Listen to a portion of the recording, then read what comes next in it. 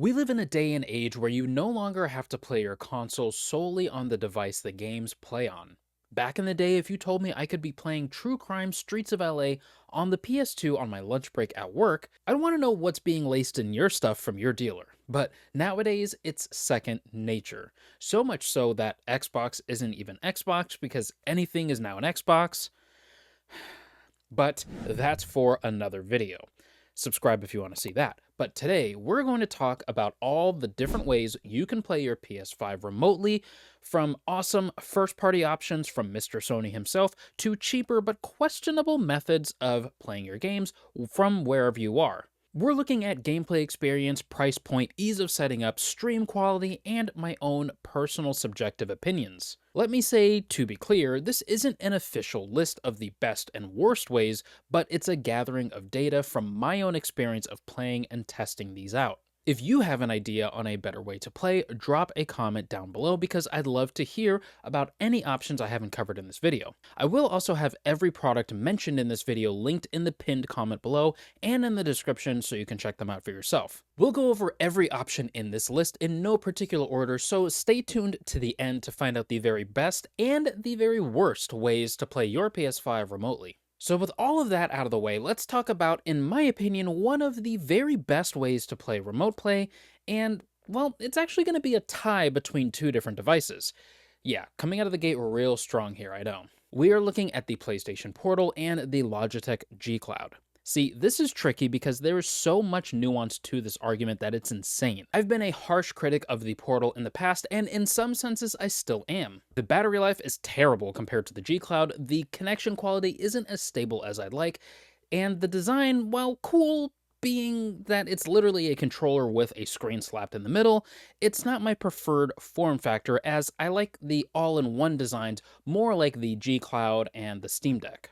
But the reason why I consider this to be one of the best ways to play remote play is because, well, when it works, it's amazing. The screen quality and the brightness is jaw-dropping. The Dualsense features can only be found here as a remote player, meaning nothing else on this list sort of, can have the haptics that this has, and most importantly, it's the only dedicated remote player that I've been able to get to be able to play outside of my home Wi-Fi, at least recently. More on that a little bit later. The G Cloud, on the other hand, is an incredible piece of hardware. For not much more than the Portal, I can cloud play literally anything from PlayStation, Xbox, Steam, Nvidia, GeForce, and much more. I can also install mobile Android games locally to this thing and be able to play without an internet connection, but what many people praise this for the most is actually its emulation capabilities. This thing can emulate most of your oldie but goodie classics without skipping a beat. The challenge I've been running into is getting remote play to work outside my home Wi-Fi where my PS5 is. Definitely download the PX Play app in the Google App Store. It's a one-time $5 payment, but it is well worth it. It works great at home. In fact, it's better than the Portal because the stream quality is incredibly stable, more so than the Portal. It's very comfortable in hand, and I can use any Bluetooth headphones I want instead of only very specific ones that Sony tells you that you're allowed to use. But for some reason lately, connecting to my PS5 when I'm not at home just hasn't worked, and it just all happened randomly one day. That said, if you don't need to access your PS5 away from home, then absolutely just get this, and you'll be glad that you did. So it technically retails for $300, but if you are buying this thing at retail, you're probably doing something wrong because it is almost always on sale for like $250 to $260 brand new, or if you consider the used marketplace, you can easily pick one up for anywhere between $200 to like $230 used. I bought mine brand new at $220 just a few months ago around one of their holiday sales, and for literally $20 more than the Portal's retail price. I am so enamored with this thing because the level of quality and just the worlds that this opens up beyond just what the PlayStation has to offer for only $20 more is insane. Now, this might surprise you, and if it's not your vibe or playstyle, that's totally fine. But we're looking at using just an iPad or really any tablet and the DualSense controller that you already have from your PlayStation. So, the iPad, or really any modern recent Android tablet, to be honest, is an amazing way to play PS5 games. Depending on the size and model of your tablet, you're going to have access to an incredibly larger display than any handheld you could buy.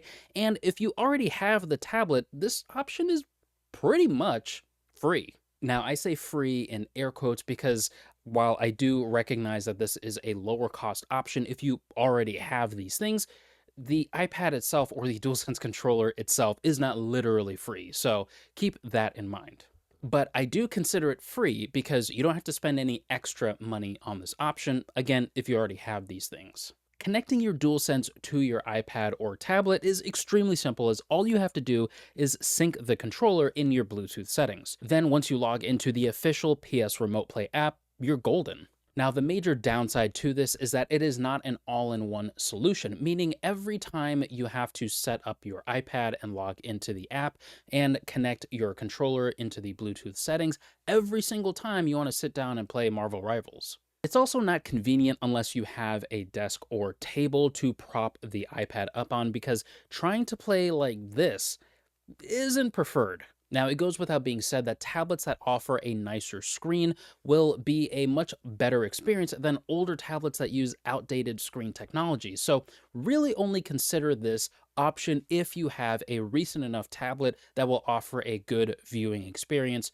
while you play. Now, next up, we have a similar but different setup, and that's using something like a Mac Mini with, you guessed it, a DualSense controller. The only difference here is that, well, actually, I take that back. There's several differences, but the biggest difference here is that you can't use this as a mobile setup for wherever you want to play the PS5 like you can with the iPad. You're confined to your office or wherever your Mac or PC is currently. That's the biggest drawback if it's currently in an inconvenient space. However, the benefits can be pretty massive.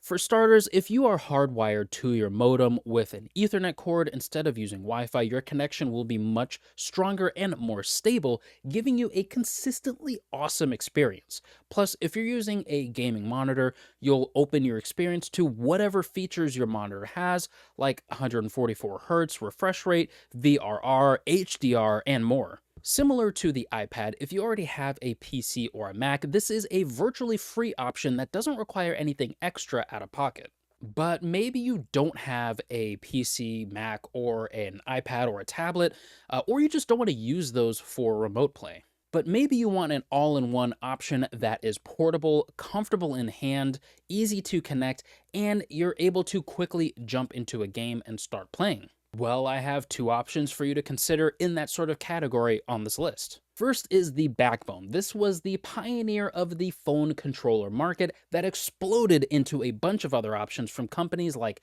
Absolute, GameSir, and a ton of others. The Backbone comes in a very sleek and small footprint. It's probably one of the smallest phone controllers out there. The buttons have decent travel and quality to them. The joysticks aren't full size as to be expected, but they are serviceable enough. Now, there's no customizable back buttons or really just customizable buttons really in general, so don't go too crazy with your expectations. This can pretty easily take in any phone, whether you have a Lightning connection or USB-C, and depending on your phone size, you can have an immersive experience on something like a 16 Pro Max or a super compact experience on a much smaller phone like the iPhone 12 or 13 mini.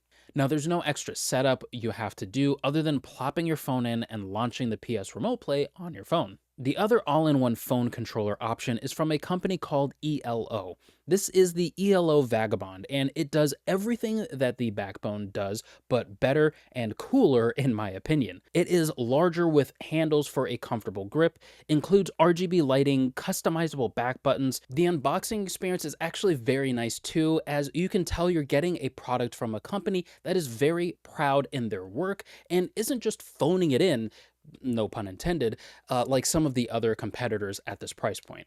The joysticks are also Hall effect for better reliability, and it has an app that allows you to customize the back buttons and features like the lighting. It stretches to fit phones and tablets of various cases, and in my case, it fits my 15 Pro Max with the case on with no issues, meaning that I can quickly jump into a game without having to take off my case or put on some sort of special adapter like I would with the Backbone and some of the other controllers.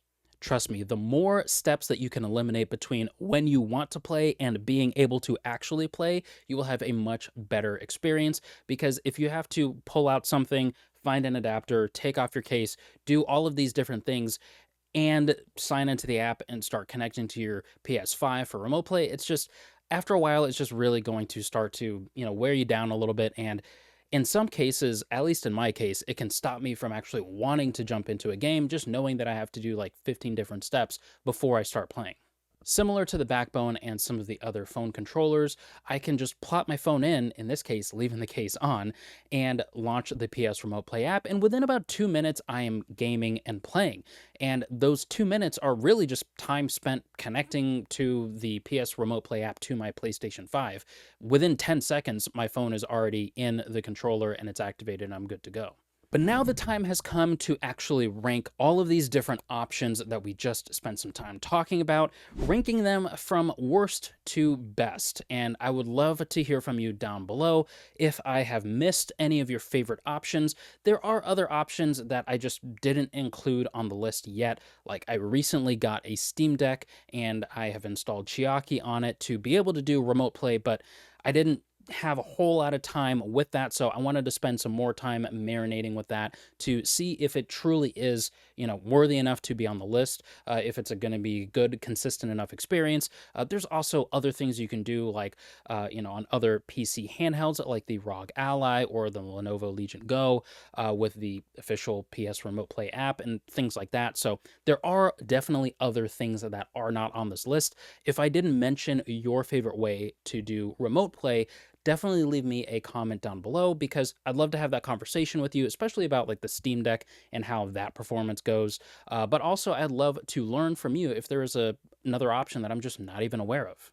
Okay, so starting with the worst and moving our way up, the Backbone is the unfortunate winner of the worst way to play PlayStation Remote Play, at least in my opinion. It's awesome how small it is, but it's straight up uncomfortable and I get hand cramps after trying to play for more than 20 minutes. It could very well be a me issue, so if this works for you, that's awesome. But the comfort alone is reason enough for me to consider this to be the worst way to play remote play and just my least favorite option. Next is the Mac Mini and Dualsense combo. For me, my computer is in the same room as my PS5, so having this be the only other way to play remote play for me would be very redundant because right behind me is the way more comfortable chair and much larger 4K TV. For others where your computer is either in the same room as the PS5 or just in a bad spot, it's not a good option. But your mileage may vary because if you have an awesome PC setup or just a great comfortable spot, maybe you have a really awesome gaming monitor, then this is a very good viable option, especially if your setup is in a completely different area than the PS5. Or maybe you are in college and you have a great PC desk setup area in your dorm or in an apartment or something like that, and your PS5 is back home. Well, that's a great place and option to consider. After that, we have the iPad and the DualSense combo. This is a little bit better because it's a much more portable option, but my main issue is that the DualSense controller randomly disconnects at times from the iPad, and my stream quality to the iPad, since it's on Wi-Fi, isn't as strong and stable as I'd like it to be. Again, with the Mac or PCs or whatever where you can hardwire your connection, you're going to have a much smoother experience. So for me, for whatever reason, maybe it's just the Wi-Fi signal to my tablet, just it hasn't been a great experience. Coming up after the iPad is the ELO Vagabond. I love this thing. I really, really do. It's my go-to phone controller for how well it holds my iPhone 15 Pro Max and just the ease of being able to plop my phone in and start gaming within a minute and a half to 2 minutes is great. I also love the comfort of it, and when I'm not using it, it folds down pretty slim and it fits in just about any backpack pocket that I have, so it's very easy for me to plop it with me whenever I'm going, and also it's not like a remote player like the Portal or the G Cloud or the Steam Deck or, some of the other things where you have to actually worry about battery life and stuff like that, because just like the backbone, this just connects to your phone, and the power that feeds into it is purely from your phone's battery. So it makes a great portable option, especially if you're going to be traveling somewhere and, you're not going to have access to a charger nearby or something like that, and you just want to have good, long, consistent experience. You're definitely going to have that with the Vagabond.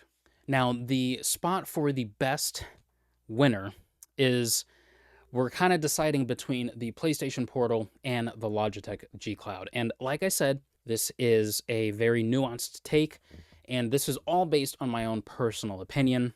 And some of you, especially if you have been followers and subscribers of this channel since the Portal was announced, you might be surprised by my answer here, because I was an avid hater of the PlayStation Portal. But I will say, I think that the Portal is not going to be the best option for remote play. Ha, I almost got you there, right? So the Portal, as I've said before, when it works, it is fantastic. I love the Dualsense features, and I love the screen quality and the brightness and just the overall experience of it. It is great when it works. I have not been able to have a consistently positive experience, and I've done videos about my thoughts and feelings on the Portal. I certainly don't hate it like I originally did. I think that it is a fantastic option. It's number 2 on this list, so it certainly has grown on me having it in my hands and being able to play it and use it, and I've spent many hours actually using it and testing it out. But I will say that the G Cloud is the better option, mainly because when we can get the PX Play to work again outside of the house, apparently it seems to be maybe like some kind of a version update software issue or something like that, because other people seem to be having this same issue. I don't know if it's a recent thing or whatever's the case, but if we can get PX Play Remote Play to work outside the house, just like it did for me when I first installed it, well, then I would literally have no problem with this thing. But as it is right now, that is the only thing that's kind of holding me back a little bit from just singing its praises at full volume. But I will say that it is a really good, solid way to play remote play. Not only is the remote play experience good, you have a lot of different options, like being able to adjust your stream quality. Let's say you know that you're in a place with bad Wi-Fi connection, you can just manually set it to 360p if you wanted to. You don't have to wait for the, like in the Portal's case, try to connect at 1080p and then just watch the quality go down and down until you can barely see anything. At least with this, you can start your stream off at the quality that you know you're going to be able to get, and the overall experience seems to be a lot more stable in that I'm able to actually have a consistent stream quality without any dips or, really disconnections from the G Cloud to the PS5. I've literally never been kicked out of remote play using the G Cloud, whereas that's just second nature with the Portal.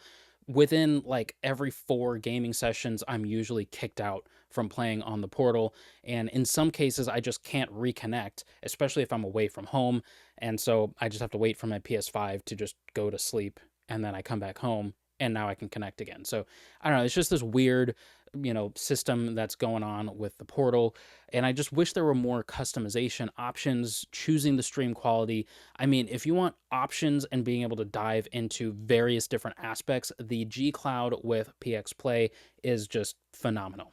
And you also have the whole world of everything else other than just being locked to PlayStation games. On the G Cloud, again, you can play your Xbox games, your Steam games, all that other stuff, either by streaming, or you can install local Android-based games and basic games. Like Fortnite isn't the greatest installed on the hardware, but you can stream it from really any service that you want, and you're good to go. And not to mention the world of emulation and all that kind of stuff. So the G Cloud is, for what it is, especially when you can get it on sale for not much more than the Portal, sometimes even less than the Portal at full retail, it is a fantastic device. But maybe you are not completely sold on the G Cloud yet. You want to learn a little bit more about what it can do, or maybe some of the things that are still kind of holding me back from saying that it's like the perfect handheld. Well, definitely check out this video where I talked about the G Cloud and why, even despite its faults, it's still good in 2025. I'll see you in the next video. Peace.